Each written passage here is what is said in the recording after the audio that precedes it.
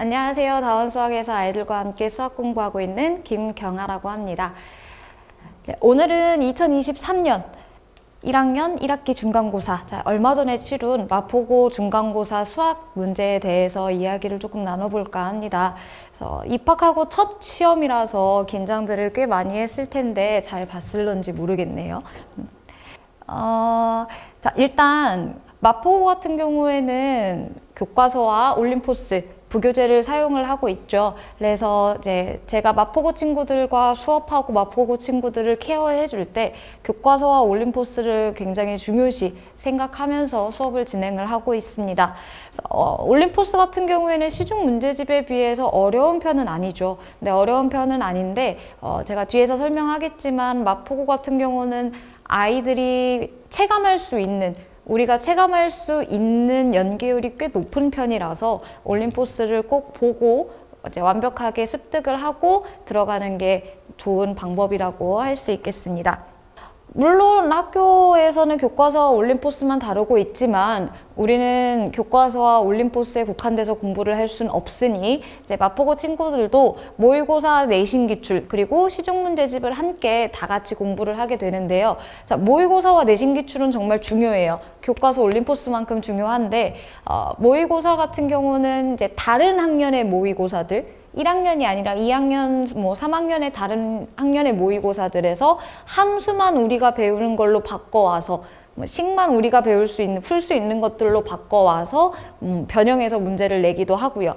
그리고 내신 기출 같은 경우는 그 마포고에서 계속해서 나오고 있는 비슷한 유형들의 문제가 있어요. 그래서 내신 기출도 지난 마포고 기출도 꼭 풀어봐야 하고요. 그리고 마포고 기출 문제뿐만 아니라 다른 학교 기출들도 많이 풀어보면서 이렇게도 나올 수가 있겠구나, 이런 문제를 이런 방법으로도 풀 수가 있겠구나 라는 다양한 방법으로 다양한 유형의 문제를 접근해 보는 것이 중요합니다.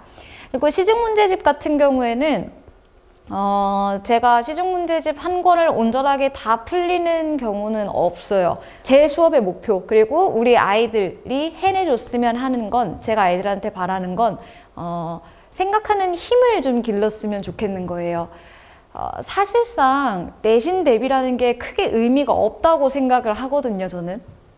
물론 이제 마포고처럼 이제 올림포스 부교재가 있거나 이제 부교재 프린트가 있는 학교 같은 경우에는 그 부분을 조금 더 중점적으로 봐야 하는 건 사실이지만, 어떤 문제가 나와도 당황하지 않고 내가 풀어낼 수 있는 생각하는 힘과 수학적인 힘이 있어야 된다는 거죠. 그런 힘을 키울 수 있도록 아이들에게 지도를 하고 수업을 하고 있습니다. 그래서 이제 본격적으로 이번 시험 문제를 한번 살펴볼 텐데 다시 보려니까 정말 짜증이 나죠. 그래도 우리가 어떤 것을 더 보강을 하고 무엇을 더 보충을 해야 할지 생각을 해봐야 하는 부분이기에 한번 같이 보도록 하겠습니다. 자, 이번 마포고 시험 같은 경우는 크게 어렵지 않았어요. 제 기준에선. 제가 생각했던 것만큼 이제 그렇게 어렵게 나오지가 않아서 생각했던 것보다는 평이했어요. 그리고 작년 기출에 비해서도 제 생각으로는 평이했고요. 대신에 이제 조금 시간이 부족했으리라 생각이 돼요. 왜냐하면 이제 계산이 복잡한 것들이나 아니면 여러 개 문제를 한 문제 한 문제씩 나올 수 있는 것들을 기억, 니은, 디귿으로 해서 묶어 놓는다라던가 한 문제로, 그렇기 때문에 이제 좀 시간이 부족했을지언정 크게 어려운 문제는 없었을 거라고 생각이 돼요. 새롭게 볼 유형의 문제는 없어서 이제 체감상으로는 그렇게 어렵지 않았으나 이제 아마 시험 볼 때 시간이 많이 부족해서 당황한 친구들이 많지 않을까 싶습니다. 자, 먼저 7번 문제부터 한번 볼게요. 7번 문제 같은 경우도 크게 어렵지 않은 문제예요. x, y 값을 줬고 저거의 값을 구하래요. 근데 저걸 뭐 직접 다 전개할 건 아니니까 안에 걸 먼저 인수분해를 하고 그리고 x, y 값을 다 대입을 해서 계산을 하려고 보면 마지막 단계가 딱 여기까지 떨어지게 되거든요. 그런데 제가 항상 아이들한테 말하는 건 효율적으로 문제를 풀어야 한다는 거예요. 우리는 이번에 고등학교 시험을 처음 봤으니까 느꼈겠지만 고등학교 시험은 항상 시간이 부족하단 말이죠. 그래서 시간을 줄일 수 있는 부분에서는 효율적으로 빠르게 문제를 풀고 남은 시간에 조금 더 어려운 문제를 생각할 수 있는 시간으로 만들어야 되는 거거든요. 그래서 이 7번 같은 경우도 마지막에 계산을 하면 이렇게 나오는데 이걸 하나하나 다 전개하는 것보다는 얘를 루트 3에 마이너스로 묶어서 루트 2 플러스 1 요렇게 볼 수 있는 눈이 생겨야 한다라는 거예요. 자, 요렇게 보면 우리 알고 있는 제곱 빼기 제곱으로 전개를 바로 할 수가 있을 거니까요. 그래서 하나하나씩 계산을 하는 것보다 요 과정을, 이 식을 보면 요렇게 생각을 해야 되겠다, 저렇게 풀어야 되겠다라는 게 눈에 보여야 된다라는 거죠. 그래서 이제 수업 시간에는 제가 아이들 계산하는 것도, 문제 풀고 자잘히 계산하는 것도 웬만하면 거의 다 체크를 하는 편인데 이제 무조건 계산을 해서 답을 맞추는 게 능사가 아니라 조금 더 효율적으로 문제를 풀 수 있게 수업을 진행을 하고 있습니다.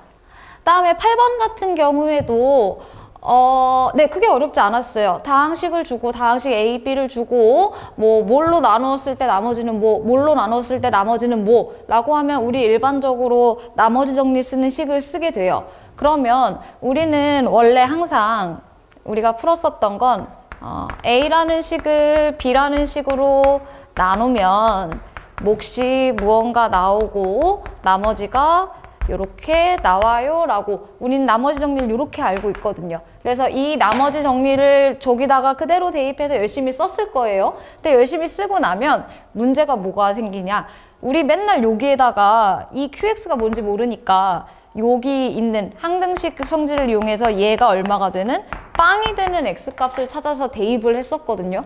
근데 저 문제는 그렇게 해서는 풀리지가 않아요. 그렇게 해서 풀리지가 않기 때문에 나머지 정리는 얘가 빵이 되는 값을 대입만 하면 돼 라고 알고 있다면 저 문제는 풀 수가 없었다라는 거죠. 네? 그래서 이 나머지를 왼쪽으로 옮겨서 인수분해해서 이 각각의 식을 풀어낼 수가 있었어야 한다라는 얘기예요. 그럼 이 과정에서는 뭐가 중요하냐? 나머지 정리는 항상 제일 중요한 게 차수였거든요. 제가 수업 시간에 또 매번 나머지 정리 문제 풀면서 강조했었지만 나머지 정리에서 가장 중요한 건 차수예요. 그래서 이 차수 비교를 하면서 인수분해를 해서 각각의 식을 구해냈어야 하는 문제라서 나머지 정리를 그냥 무조건 이렇게만 기억하고 있는 친구들에게는 조금 낯설 수도 있는 문제였습니다. 자, 그리고 11번 문제를 볼게요. 자, 저기 제일 왼쪽에 있는 건 올해 11번 문제고요. 자, 이제 오른쪽에 있는 건 작년 1학기 중간고사 21번 문제고, 요 밑에 있는 건 EBS에 있는 고난도 문항 문제가 되겠습니다. 자, 보시면 크게 차이가 없어요. 크게 차이가 없고 다 비슷비슷한 문제가 되는 거죠. 그러니까 그 복소수 i에 대한 규칙성을 가지고 어떻게 문제를 풀어내는지 를 알고 있었다면 크게 어려울 게 없는 문제였어요. 근데 이 문제 유형 같은 경우는 마포고가 올림포스를 써서 뿐만 아니라 복소수에서 가장 흔하게 나올 수 있는 유형이었기 때문에 크게 낯설지 않았을 것 같습니다. 자, 그리고 16번이에요. 자, 왼쪽 16번이 있고 오른쪽은 작년 18번 문제예요. 자, 얘도 뻔하죠. 그치? 얘도 뻔하게 매번 나오는 2차 함수에서 매번 나오는 문제들인데 최대 최소값 구하는 거. 자, 오른쪽 문제 같은 경우는 서술형으로 주어졌던 문제이기 때문에 작년 18번에서 서술형으로 주어졌던 문제이기 때문에 객관식으로 풀 때랑은 다르게 꼭 적어줘야 하는 조건이 있어요. 그래서 내가 임의로 점 A 또는 점 D를 설정을 하고 풀 거기 때문에 내가 임의로 설정한 그 값에 대한 범위를 정해줘야지 된다라는 거죠. 그래서 그 수업을 진행을 할 때 서술형에서 꼭 써야 하는 필요적인 것들, 객관식 문제 풀 때와는 다르게 서술형에서 꼭 알고 있어야 되는 것들, 꼭 체크해야 되는 것들을 강조해서 수업을 진행을 하고 있습니다. 그리고 네, 20번. 요번에 20번 문제였어요. 무려 7점짜리였죠. 그리고 오른쪽에 문제 보시면 EBS, 올림포스 고난도 문항에 있는 문제예요. 똑같이 생겼죠. 똑같이 생겼어요. 그래서 올림포스를 열심히 푼 친구라면 저 문제를 봤을 때 이질감을 하나도 느끼지 못했을 거예요. 많이 봤어. 이거 어떻게 푸는 거야? 라고 알았을 거라는 얘기죠. 그래서 20번도 올림포스에 연계가 된 문제라고 생각을 해보시면 되겠습니다. 그리고 21번이 조금 어려웠을 거예요. 21번이 조금 어려웠을 건데 21번 같은 경우도 다항식 px에 대해서 다음이 성립할 때 라고만 줬어요. 그러니까 다항식이 몇 차식인지는 주진 않았다는 얘기죠. 우리는 1학년 땐 다항함수, 다항식만 다루기 때문에 어차피 우리가 알고 있는 저 px는 1, 2, 3, 4차, 뭐 4차까지도 안 갈 거예요. 1, 2, 3차 중에서 나올 거란 말이죠. 그러면 차수를 어떻게 정하는지, 차수를 정하는 방법은 조건 나에서 최고차, 좌변과 우변의 최고차 항의 개수와 지수를, 차수를 비교하는 방법으로 해서 다항식 px의 정보를 얻는 거죠.